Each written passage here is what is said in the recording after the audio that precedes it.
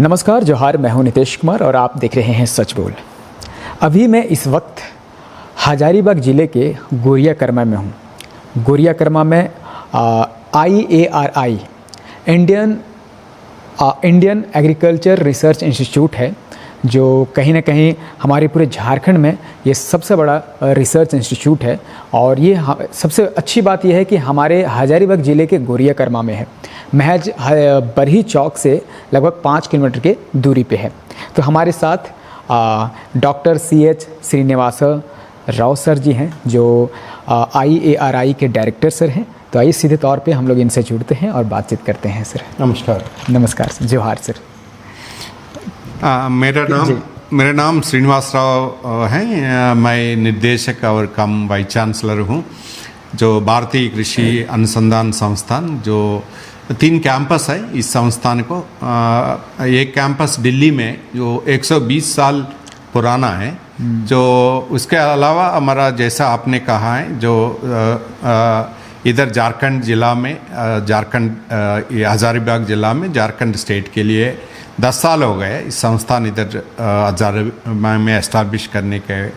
इसके साथ साथ हमारा और एक है ईस्टर्न इंडिया में, असम में धेमाजी डिस्ट्रिक्ट है, वो असम के लिए काम कर रहे हैं। इसका मतलब है पूरा देश में 3 कैंपस हैं, तो कम से कम ये तीनों कैंपस मिला के 600 वैज्ञानिक काम करते हैं पूरा देश के लिए।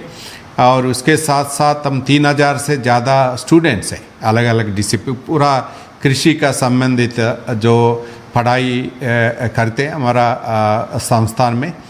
तो इसका मुख्य उद्देश्य है, जो पहला हमारा दिल्ली का संस्थान है, वो एक्चुअली जो अंग्रेजी का ज़माने में ये 1905 में मतलब 1905 में ये पूसा समस्तीपुर में एस्टैब्लिश हुआ। लेकिन 1935 में उसका ये भयंकर भूकंप आया, तो पूरा बिल्डिंग गिर गया। तो उधर से लेके दिल्ली में 2035 उस में उधर शिफ्ट किया। सो मुख्य उद्देश्य है, ये भारत में जो उद्देश्य यही है, ये नंबर 1 मतलब इंस्टीट्यूट है।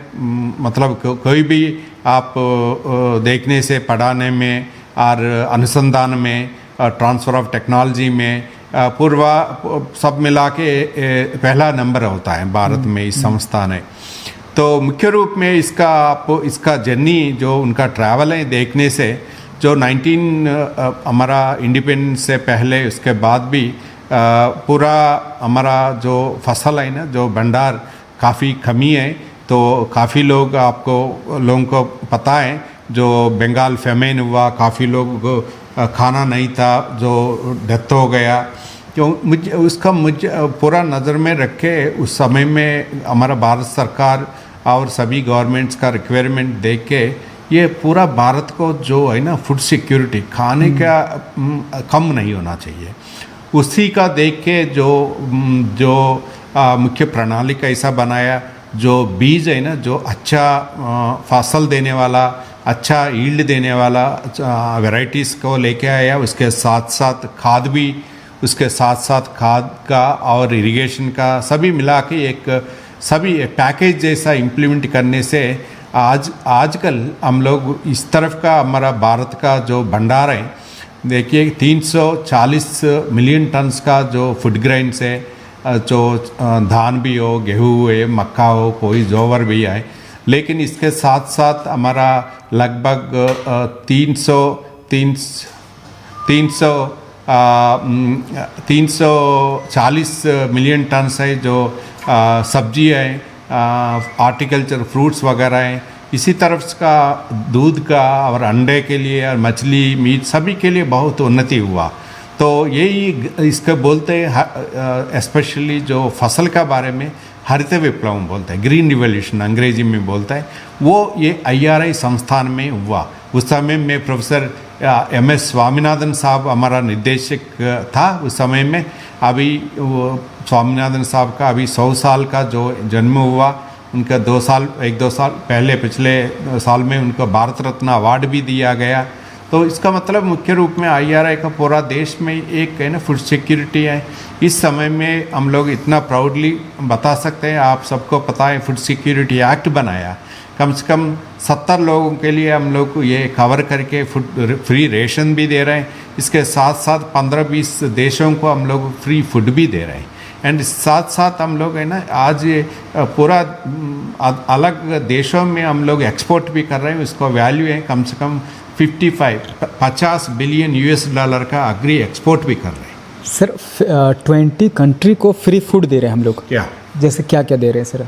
मेजरली जो हमारा चावल भी है, गेहूँ भी है, और काफ़ी कंट्रीज़ में हम लोग देखिए सब्जी भी आप है ना काफ़ी इसमें टी हमारा नंबर 1 कंट्री है, दूध नंबर 1 हमारा भारत में नंबर 1 पूरा विश्व में। इसका देखने से चावल भी हम लोग एक्सपोर्ट करते हैं अलग अलग। अगर देखने से माइक्रो मतलब जो अलग अलग चिल्ली भी हैं, अगर देखने से देन स्पाइसेस भी हैं, काफ़ी मतलब कमोडिटीज़ में भारत का जो स्थान है, एक कुछ स्थान नंबर 2 में, नंबर 1 में है, कुछ नंबर टॉप 5-10 में काफ़ी कमोडिटीज़ भारत का है पूरा विश्व में देखने से। सर 1-2 कंट्री का नाम ऐसा बताइए जिसमें हम लोग प्रोवाइड करते हैं सर। हम लोग को अगर देखने से हम लोग पूरा यूरोप का हमारा काफ़ी जा रहे हैं, काफ़ी हम लोग पूरा एक्सपोर्ट कर रहे हैं। पूरा दुनिया में टी एक्सपोर्ट हमारा असम नॉर्थ ईस्ट का पूरा दुनिया में काफ़ी एक्सपोर्ट। असम टी आपको पता है कितना फेमस है, काफ़ी है। आप देखिए केरला से अलग अलग स्टेट्स में काफ़ी कैसे एक्सपोर्ट कर रहे हैं। हम लोग चिल्लीस देखने से चिल्ली काफ़ी मिडिल ईस्ट में हमारा स्पाइसेस बहुत जाता है। एंड ऑस्ट्रेलिया में सभी कंट्रीज़ में, जो ईस्टर्न कंट्रीज़ में, वेस्टर्न कंट्रीज़ में, मिडिल ईस्ट में, यूरोप में, आप अमेरिका में, इवन कनाडा में भी कुछ हमारा पूरा फ्रूट्स भी जाते हैं। तो वैल्यू एडेड प्रोडक्ट्स भी जाते हैं जो प्रोसेसिंग करके, वो भी पूरा विश्व में अभी भारत का जो कृषि का संबंध में हमारा फुटप्रिंट है। सर पाकिस्तान को हम लोग कुछ देते हैं कि नहीं? पाकिस्तान का बारे में आप देखने से हम लोग भारत कभी ऐसा देखते नहीं, वो बाई तरफ देखते हैं हम लोग ना। तो अभी तक हम पानी भी दे रहे हैं, तो पानी दे रहे हैं मतलब क्या है पानी का देखिए, अगर पानी दे रहे हैं तो कृषि पूरा पाकिस्तान का काफ़ी कृषि में ये पानी है ना हमारा देश से जा रहे हैं ना। तो और क्या है, और पूरा पानी नहीं तो कुछ भी नहीं है। तो और पानी से देख के काफ़ी है भारत का भी। देखिए काफ़ी कोई भी पाकिस्तान हो पूरा अलग देश है, भारत कभी पूरा सबको भला चाहता है। देखिए कोई भी देश है, कोई भी आप श्रीलंका में खाना कम हो गए तो भारत उधर है।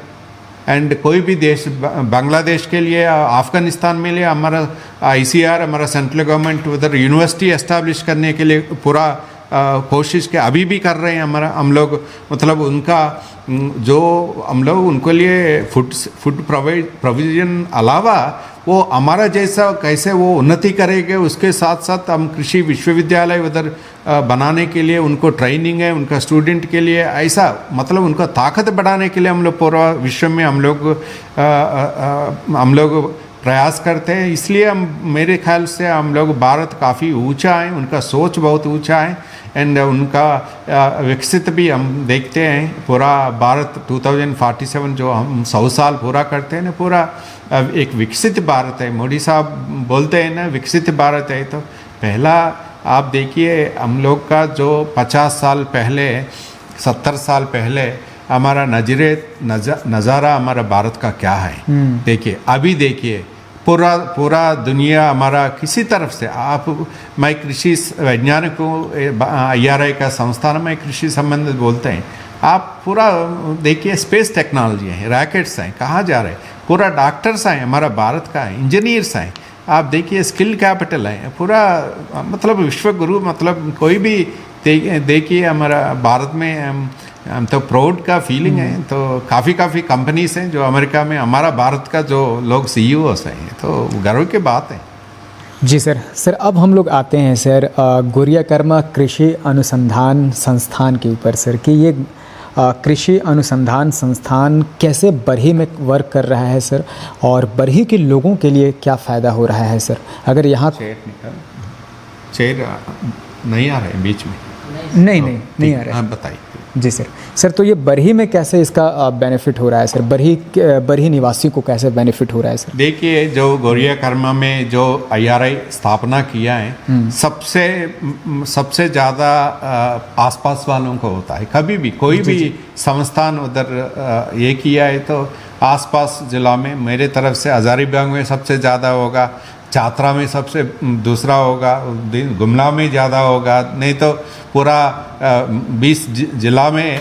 ऐसे भी ये संस्थान है ना, जो झारखंड के साथ साथ हमारा ईस्टर्न जो स्टेट्स है ना, छत्तीसगढ़ हो, झारखंड हो, उड़ीसा हो, जो फ़ायदा जो हरित विप्लव हुआ तो कुछ इतना बेनिफिट उनका सोच है, राइनफेड डिस्ट्रिक्ट है, इतना बेनिफिट अभी तक उपयोग मतलब नया लिया, तो वो खाली भर्ती करने के लिए ये स्थापना हुआ इस संस्थान में। मुख्य रूप में देखने से झारखंड में मेरे ख्याल से आप देख लीजिए, जो इधर अलग अलग क्रॉप है। देखिए, एक चावल मुख्य रूप में है, तो मक्का अलग है, इसके साथ साथ हमारा काफ़ी ट्राइबल पीपल हैं, उसके साथ सब्जी भी इधर हैं, और इसके साथ एक फ्रूट्स भी हैं इधर बहुत ये हैं। बट इसमें आप देखने से झारखंड में कुछ समस्या है। ये एक समस्या मेजर एक मुद्दा है, ये मिट्टी है ना, जो इनका है ना, ये एसिड सॉइल्स है, मतलब जो उनको बोलते हैं pH कम है, मतलब उसमें उनको कैसे मैनेज करना, अगर मिट्टी ठीक नहीं है तो कैसे करना चाहिए।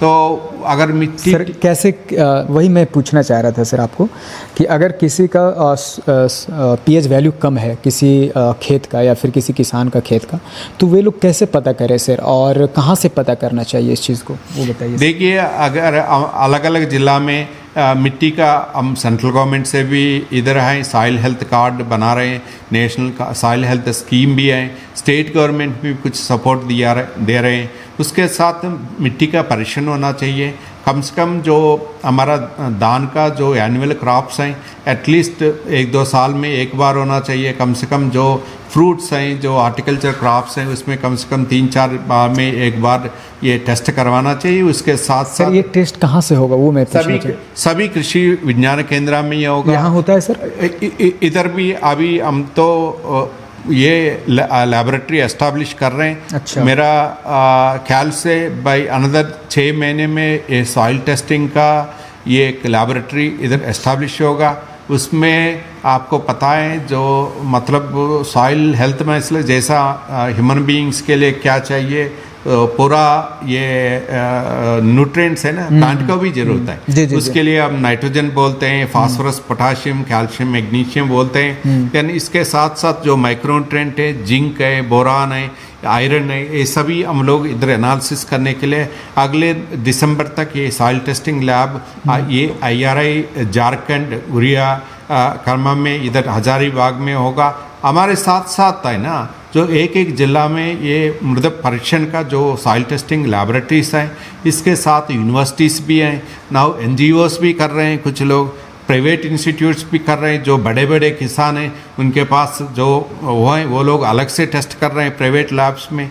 मुख्य रूप में जो झारखंड में मृदा परीक्षण अच्छा से होना चाहिए, उसके अनुसार कुछ हमारा ये ट्रीटमेंट्स होता है। उसके साथ साथ जो गोबर का जो खाद है वो डालना चाहिए, वो हम लोग जो रिकमेंडेशंस उसके मिट्टी मृदा परीक्षण सॉइल हेल्थ कार्ड में वो भी देते हैं। तो इसमें नाइट्रोजन कम है, इस तरफ ज़्यादा डालना चाहिए, फास्फोरस कम है, ये डालना चाहिए, इस तरफ का रिकमेंडेशन देती है।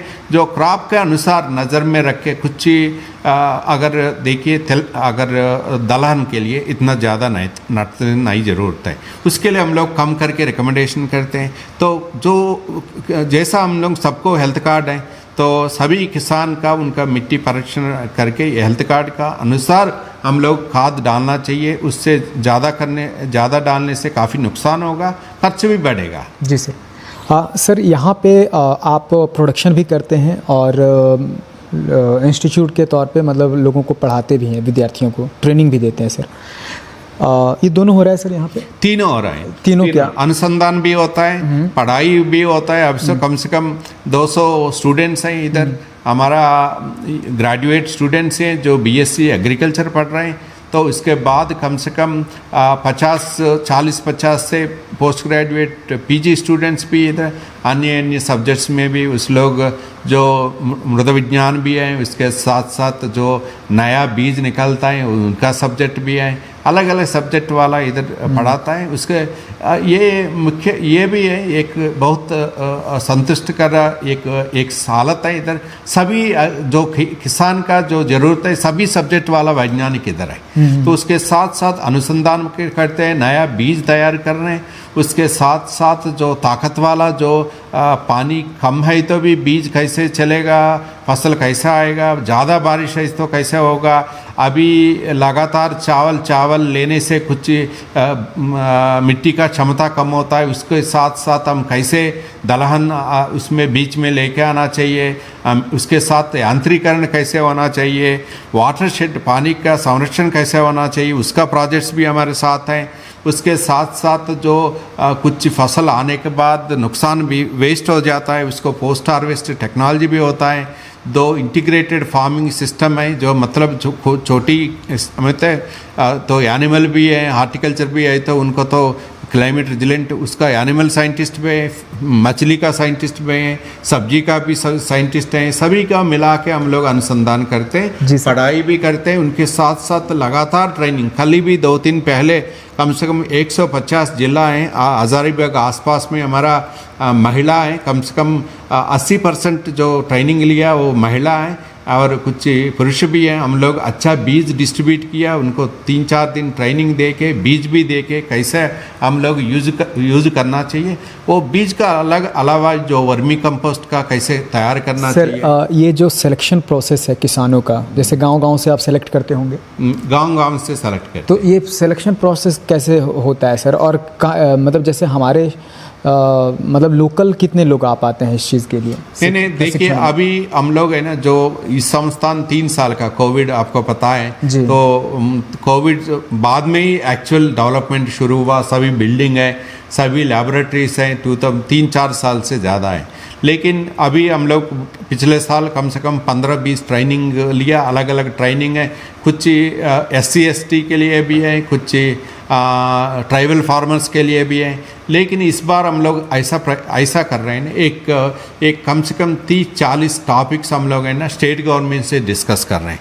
बिकॉज हम लोग जो भी खेती है ना, ऐसा सेंट्रल गवर्नमेंट में हम लोग काम कर रहे हैं पूरा, बट स्टेट गवर्नमेंट भी साथ साथ लेके इस जिला के हजारीबाग में छात्राबो कोई फॉर एग्जांपल दूसरा डिस्ट्रिक्ट है, सिंघभूम में क्या डिस्ट्रिक्ट है, कौन सा लोगों के लिए कौन सा क्रॉप होता है, कौन सा कमोडिटी होता है, जो मशरूम कल्टीवेशन का कहाँ हो रहा है, कोई तो पिकिल, जो आम ज़्यादा है तो पिकिल अचार बनाने के लिए कहाँ है। तो स्टेट गवर्नमेंट से डिस्कस करके अगर ट्राइबल फार्मर्स को लिए हेल्प करना है तो ट्राइबल फार्मर्स सबसे ज़्यादा है। तो हम लोग स्टेट गवर्नमेंट से हम लोग 4-5 दिन पहले मैंने इनसे मिला है, हमारा सेक्रेटरी साहब से मिला था। हम लोग उधर बीज का प्रोग्राम भी किया रांची में, उनका खुद का ऑफिस, पूरा दिन में हम लोग सबको स्टेक होल्डर्स मिला के कैसे बीज होना चाहिए। झारखंड में एक सेल्फ सस्टेनेबिलिटी, झारखंड का है ना, बीज बाहर से आता है, तो ये बीज का सिस्टम क्षमता कैसे बढ़ाना चाहिए, उनके साथ तो करेंगे। स्पेशल सेक्रेटरी से भी मिला है, उसके साथ साथ director of agriculture, director of horticulture, seed corporation से बात किया। उसके साथ मैंने हम लोग है ना मैडम से, कृषि मंत्री मैडम से भी मिला है, वो भी मैडम ने बताया था आप लोग ट्रेनिंग है ना, जो हम लोग मिलके काम करेंगे, सेंट्रल गवर्नमेंट स्टेट गवर्नमेंट है, इसलिए हम लोग 40 टॉपिक हम लोग है ना कल तैयार कर दिया, कौन सा टॉपिक्स है, कौन सा में हम लोग ट्रेनिंग देना चाहिए। तो हम लोग मिलके इस जिला में इसके लिए यांत्रिकरण का ज़रूरत है, इस जिला में बीज का ज़रूरत है, इस जिला में मशरूम का ज़रूरत है, इसके लिए खाद का अच्छा यूज़ करने के लिए कैसा है। नहीं तो इधर मिलेट्स का जो है ना, जो पोस्ट हार्वेस्ट टेक्नोलॉजी कैसे करना चाहिए।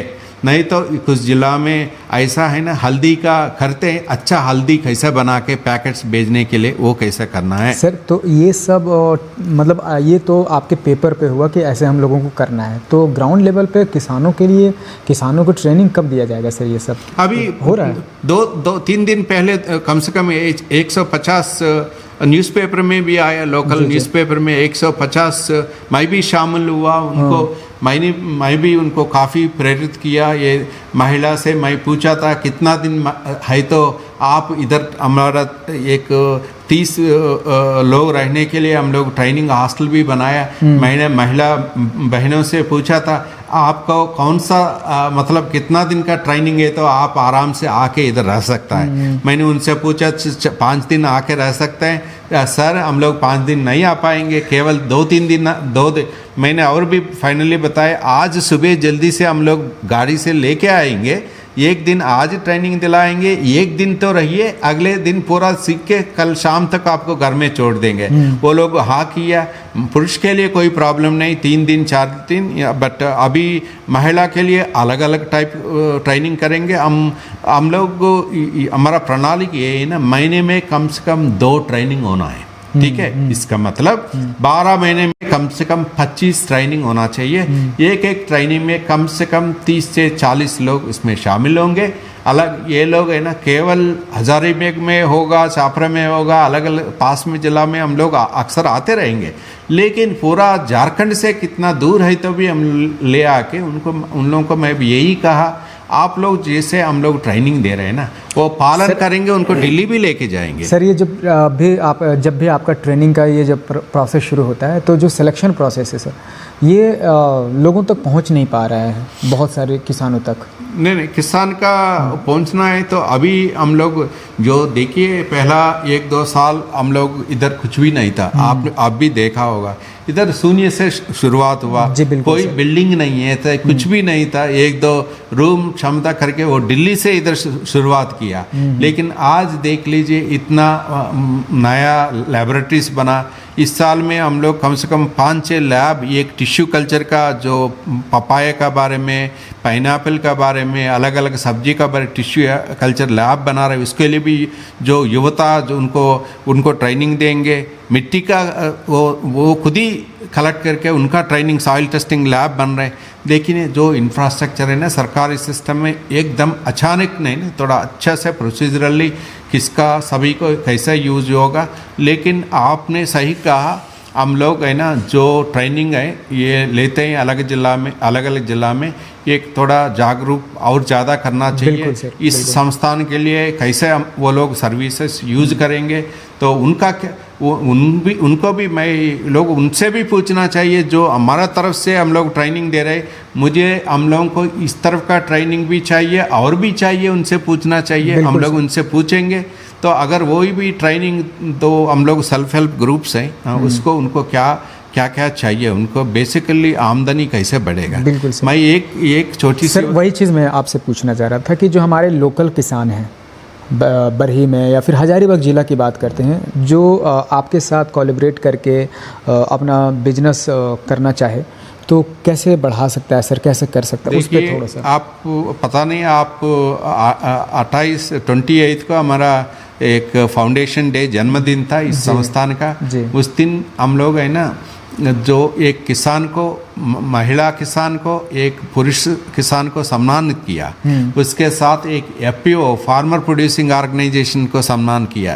उद्देश्य यही है, जो आज एक महिला किसान को हम लोग सम्मान किया, मतलब इसको तो हम लोग महिला किसान को पूर्व उनको गौरव दे के किस तरफ हम लोग इधर को ले आके सम्मान किया। एक युवा कृषि मतलब किसान है, वो इतना बिजनेस रूप में ये वेजिटेबल्स ग्रो कर रहे हैं, उनका नाम मनोज है, उनको लेके सम्मान किया है। तो हम लोग तैयार टेक्नोलॉजी हम लोग प्रोवाइड करेंगे। हम लोग उनके साथ विजिट भी, मैं खुद ही विजिट किया मनोज जी का वो खेतों में, और क्या क्या होना चाहिए उनको किया। तो सटनली हम लोग मिलेंगे। हम लोग ये भी कोशिश कर रहे हैं एक KV के कृषि विज्ञान केंद्र भी इधर रहे, हम लोग वो भी कोशिश करेंगे। लगातार कृषि विज्ञान केंद्र आने से हम लोग और तेजी रूप में ट्रेनिंग करेंगे। बट जैसा आपने कहा, गांव में तो जो जेन्यून मतलब जिनका ज़रूरत है, तो अगर मशरूम वाला है तो मशरूम वालों को ही बुलाना चाहिए। बिल्कुल सर, अगर बिल्कुल। खेती का प्रॉब्लम है तो उनको ही होना चाहिए। जी सर। कोई खाद का वगैरह प्रॉब्लम है तो बायो फर्टिलाइजर कैसे उनको ही बुलाना चाहिए। सही आदमी के लिए सही गांव से सही लोगों को बुलाने के लिए हम पूरा प्रोसेस है, उसको हम लोग स्टेट गवर्नमेंट का हेल्प भी लेंगे। हम खुद का हमारा एक्सटेंशन साइंटिस्ट है, उसी रूप में हम लोग आगे जाएंगे। जी सर। जी सर। सर एक जैसे अभी मॉनसून का दस्तक हो चुका है सर हमारे देश में और हमारे राज्य में, तो किसान अभी बीज बोने का प्रक्रिया शुरू कर रहे हैं, तो उनके लिए सर कुछ संदेश कि कैसे करना चाहिए खेती जिनका प्रोडक्शन ज़्यादा हो, कुछ चीज़ें। देखिए आज एक संतोषजनक है, इस साल में हमारा उम्मीद है ऐसा भी हो रहे हैं, तो बारिश अच्छा होने के लिए संभावना है। बारिश अच्छा भी हो रहे हैं। हम झारखंड में देखने से 2-3 साल पहले इतना बाढ़ रहा इधर, तो इस साल बहुत अच्छा आशाजनक है। लेकिन उसके लिए मेरा है तो तैयार करना चाहिए इसको, जो धान का जो सीडलिंग्स इसका डेवलप करने के लिए टाइम पर वो ये ट्रांसप्लांटेशन होना चाहिए। कहीं भी बाद में भी अगर बारिश कम होने से उसको हम लोग बोलते हैं ना अक्सर, जो ये सेफ एग्रीकल्चर है ना, एक फार्म पॉन्ड है, ये पानी का संरक्षण करके जो बारिश का बहुत बीच में अंतर है, तो एक लाइफ सेविंग इरिगेशन के रूप में हम लोग देखना चाहिए। खाद भी ज़्यादा अवसर से ज़्यादा नहीं डालना चाहिए, थोड़ा सोच समझ के डालने, खर्चा ज़्यादा होने के लिए संभावना होता है खाद डालने के लिए। तो मैंने पहले भी हम लोग डिस्कस कर रहा था जो अग्रो एडवाइजरी, एक यूरिया और एक डीएपी खाद ये आमतौर पे इस्तेमाल करते हैं लोग किसान खेतों में, तो कौन मतलब नुकसान बहुत ज़्यादा है सर किससे थोड़ा बहुत नुकसान तो देखिए, हम अब पहले भी हम लोग सॉइल हेल्थ कार्ड मिट्टी का परीक्षण करके ज़रूर से डालने से कोई भी ये नुकसान नहीं होता। बट कभी कभी जो मिट्टी का परीक्षण नहीं करते, हम लोग इधर उधर देख के पड़ोसन को देख के हम लोग ज़्यादा डालते हैं, तो उससे ज़्यादा प्रॉब्लम होता है। तो ज़रूरत से ज़्यादा, ऐसे भी झारखंड में सबसे ज़्यादा तो नहीं है अभी इस हालत नहीं, अन्य राष्ट्र में बहुत ज़्यादा है खाद डालने वाला, झारखंड में इस तरफ का हालत नहीं है। बट फिर भी जो हेल्थ कार्ड से जो मिट्टी का परीक्षण करके सॉइल हेल्थ कार्ड को नज़र में रख के हम खाद डालने से वेस्ट नहीं होगा, वो तो उपयोग होगा बहुत अच्छे से। ठीक है sir, thank you so much, काफ़ी अच्छा लगा सर बातचीत करके। Thank you. तो चलिए मैं विदा लेता हूँ। मैं हूँ नितेश कुमार और आप देख रहे हैं सच बोल।